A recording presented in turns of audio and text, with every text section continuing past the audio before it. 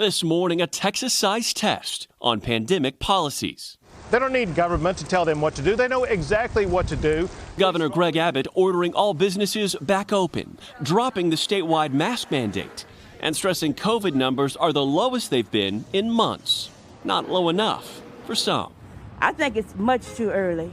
Now business owners are left to figure out their own plans. At Ascension Coffee in Dallas, they're back to 100% capacity, but mask policies here aren't changing. Manager Shane Obar cautiously optimistic. My biggest concern is that people are going to not take this pandemic seriously. In Houston, when Pico's Mexican restaurant announced its mask-on policy wasn't changing, some threatened to call immigration on employees. We're going to continue to do this. I need to protect my employees and I need to protect the community, my customers.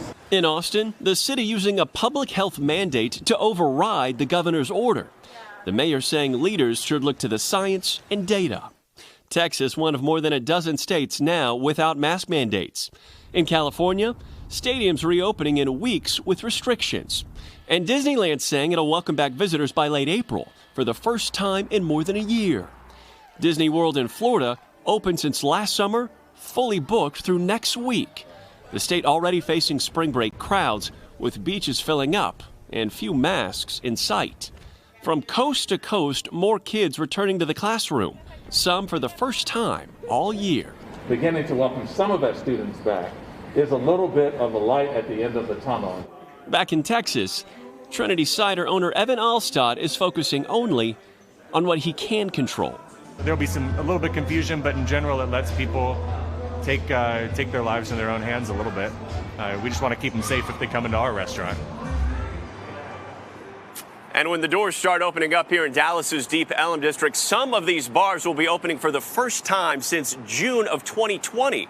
They're hoping it stays that way, but if the COVID numbers continue to tick up, county officials do have the authority to come back in, re-implement those capacity requirements, and also masks as well. Savannah? Morgan, you've been on the ground there. How are people greeting businesses that aren't requiring masks anymore?